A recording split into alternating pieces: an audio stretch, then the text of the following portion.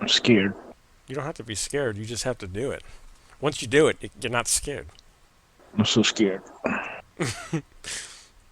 Oh shit! Here's one called "Old Man in the Window." Pretty sure that's a toucher, but we'll pretend it's a ghost. Want me to read it to you?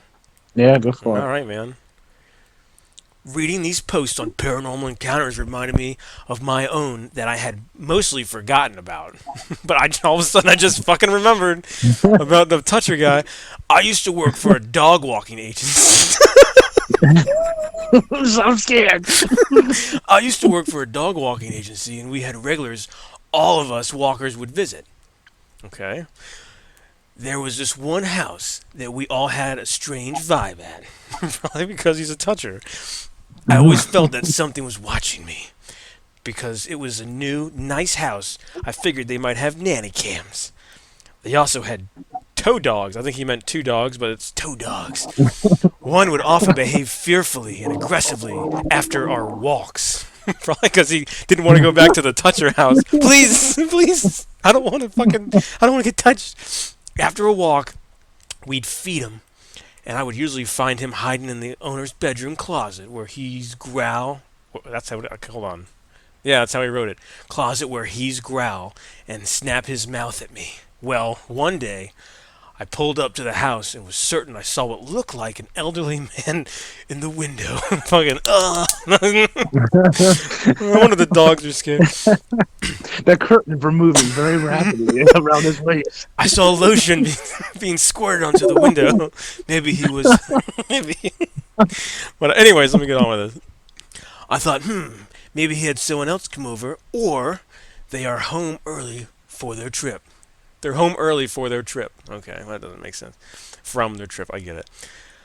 I get inside the house, and no one was there. I told my boss about it because it seemed so strange.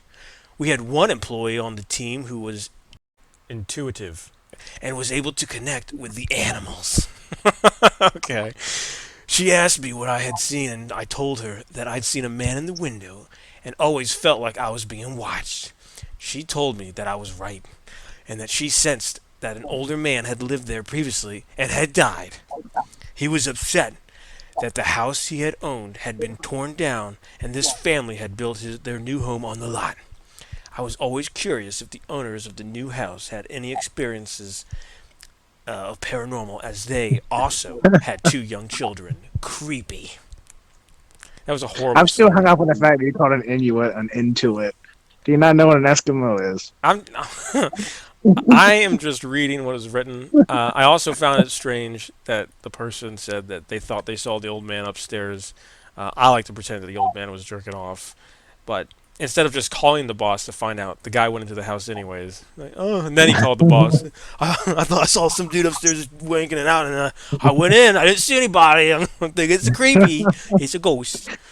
It's a This is the guy gives him the bus. I think that homeless guy's in the back jerking off. I better get a better look just to confirm. Can you imagine going down some fucking crack alley and seeing all these not old dudes, but just cracked out meth people walking around like zombies? Like, look at all these spooky ghosts. Get the fuck out of here. All right, we gotta find another one.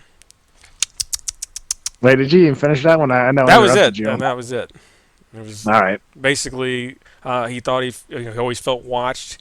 He thought he saw some fucking dude up in the window, and when he went in to find out, he was like, "Oh, there's nothing here." And then his intuitive or whatever word he used friend said some old dude was there. I don't fucking know. Haunted pottery. Oh, what? Someone watched the movie Ghost. Yeah, that was a good movie. Haunted pottery? Question mark. About 4 years ago, I went in. What?